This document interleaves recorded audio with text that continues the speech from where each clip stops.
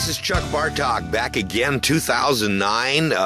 I sure appreciate everybody following us on YouTube last year with our Growing Tomatoes for Health and Wealth. This year, because of circumstances in our family, we cut back to only putting in 12 plants or so, and later than we did last year.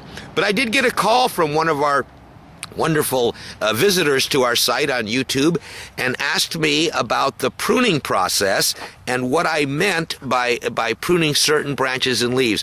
Right now I'm focusing in on a nice hand, if you can see them, of some early girls, and you'll notice that they're a little bit up off the ground because, of course, I pruned early on. I always prune a little high, and you can see there's not much foliage there, but there's a pretty decent hand of tomatoes developing there, a nice fruit set.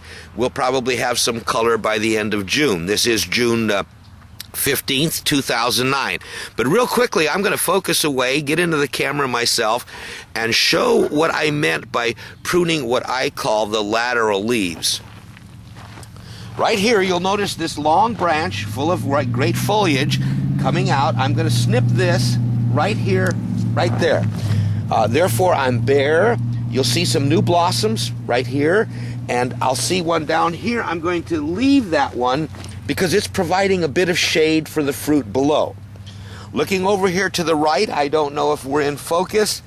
This one will go. I might as well take it now so I don't have to come in later.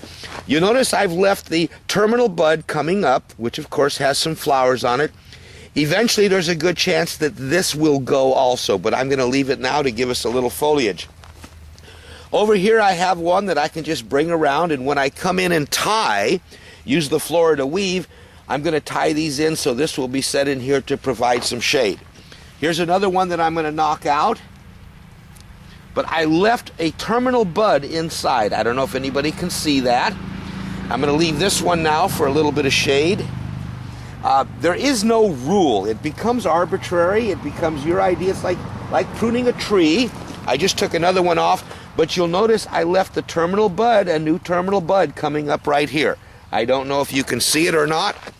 I'm going to get my camera and see if here I was talking about something. I'm going to come back in here. What I did was I just snipped this lateral, and I left this terminal bud that you can see right there. We've got a nice little fruit set at the top. So again, when I say pruning the superfluous laterals, I don't know if you can get this in the camera, but here's another one I'm just snipping there.